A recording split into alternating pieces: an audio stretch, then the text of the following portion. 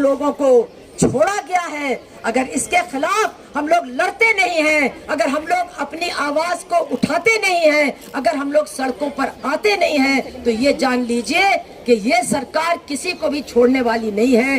ये सरकार सबका हक छीनने वाली है, ये सरकार सबका अधिकार छीनने वाली है। किसी को भी जिंदा रहने का हक इस देश के अंदर नहीं रहेगा। अगर वो गरीब हैं, अगर वो दलित हैं, अगर वो अल्पसंख्यक हैं, अगर वो मजदूर के घर में पैदा हुए हैं, अगर वो किसान के घर में पैदा हुए हैं, अगर वो महिला है। इसलिए आप सबसे हम यही कहना चाहते हैं, हाँ हम लोग कोर्ट गए हैं, सुप्रीम कोर्ट ने हमारी याचिका को मंजूर किया है, लेकिन मुझे लगता है कि उनकी मंजूरी के पीछे भी कहीं न कहीं आपकी आवाज है। अगर हमारा देश चुप रहता, अगर हमारे लोग खामोश रहते, तो हो सकता है कि उस सुप्रीम कोर्ट के अंदर भी जो थोड़ी बहुत हमको सुबुहार दिखाई दी, जो थोड़ी बहुत हमको हरारत दिखाई दी, वो भी न दिखाई देती।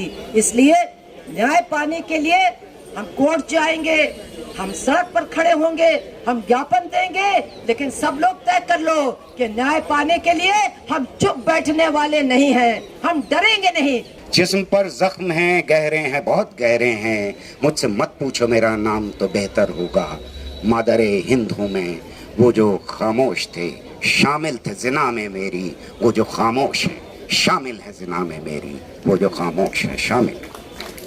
कि मेरे मुल्क का जो हाल हुआ है, कुछ दिन पहले 15 अगस्त को वो लोग जिन्होंने न गांधी को माना, न तिरंगे को माना, और ये कह उठे कि 75 साल का जश्न मनाने जा रहे हैं, जहां जिस मुल्क में मजलूमों के साथ बलात्कार हो, उसकी सिसकियां न सुनाई पड़े, अदालतों को दिखाई न पड़े, पुलिस वहशी हो जाए और दरिंदे छोड़े जाएं और उनका जश्न मनाया जाए, किस दिल से कहूं कि मुझे नाज है अपने देश पर। मैं शर्मिंदा हूं दुनिया की किसी जमीन पर हमारी खवातीन, हमारी बच्चियों के साथ ऐसा व्यवहार। मैं पूरी दुनिया घूम चुका, मैंने ऐसा नहीं देखा। ये बापू का मुल्क नहीं है। हमने बापू को एक बार नहीं मारा है, हम किस्तों में मार रहे हैं, किस्तों में मार मार कर जश्न मना रहे हैं और ये कह रहे हैं कि हमको गर्व है भारत पर। होगा गर्व, मुझे नहीं है। मैं जिंदगी की जिस उम्र में हूँ, वहाँ ऐसा लगता है कि मैं जिंदा क्यों हूँ, जहाँ मेरी बच्चियों के साथ इंसाफ न मिले, दरिंदे घूमते फिरें और उनके खिलाफ इल्जाम कुछ न साबित हो, उन्हें मिठाइयाँ खिलाई जाएं, अदालतें खामोश रहें, पुलिस को दिखाई न पड़े और कहें कि हमें गर्व से कहो भारत माता की जय। किसकी जय करें?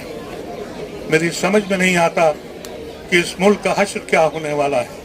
ये अजीब किस्म के लोग हैं, इनको समझ में नहीं आता है कि ये बलात्कार करने वाले फिर ये कहते हैं कि हम ब्राह्मण हैं। आप तसव्वुर कीजिए कि ये सिक माइंड है, ये बीमार लोग हैं। इन बीमारों को ठीक करने का एक ही तरीका है, आप सड़कों पे आइए और अपने को तैयार कीजिए इन जालिमों से लड़ने के लिए। गांधी के उस मुल्क को बचा लीजिए। एक ऐसा भारत जहां पर मुसलमानों पे अटैक होगा, एक ऐसा भारत जहां पर महिलाओं पे अटैक होगा, और एक ऐसा भारत जहां पे रेपिस्टों को बचाया जाएगा।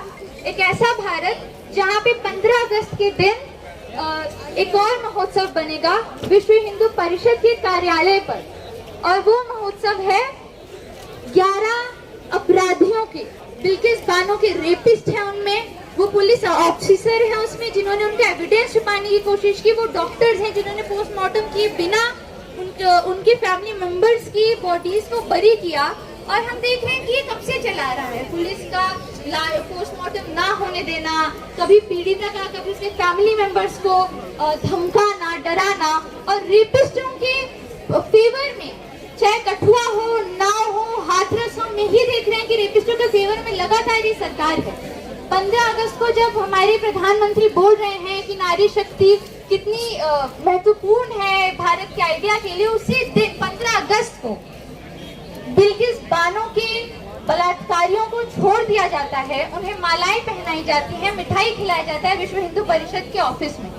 बिल्किस बानो जिनकी रेप की आज बात पूरी दुनिया में हो रही है, उनके खून का एक एक कतरा अपना हिसाब मांगने को निकलेगा और आप सब एक खून के कतरे की तरह बिल्किस बानो से, इस निजाम से, इस पूरे इख्तिदार से, इस पूरी सरकार से आप हिसाब मांगे, क्योंकि यह आपका हक है। तो बिल्किस तुम संघर्ष करो, हम तुम्हारे साथ हैं। तो तकिया तुम संघर्ष करो, हम तुम्हारे साथ हैं। तो तकिया तुम संघर्ष करो। गुजरात में इलेक्शन होने वाला है, मुझे तो लग रहा है उसकी तैयारी हो रही है। ये पॉलिटिकल स्टंट है, क्योंकि हमेशा उनका बीजेपी का काम यही रहा है, डर का माहौल पैदा करो, मारो पीटो और उसके बाद राज करो। गुजरात में जो 11 अपराधी छोड़े गए, उनको बिना प्रधानमंत्री का ग्रीन सिग्नल दिए हुए किसी में हिम्मत नहीं है बीजेपी में कि वो ऐसा कदम उठाए। तो मैं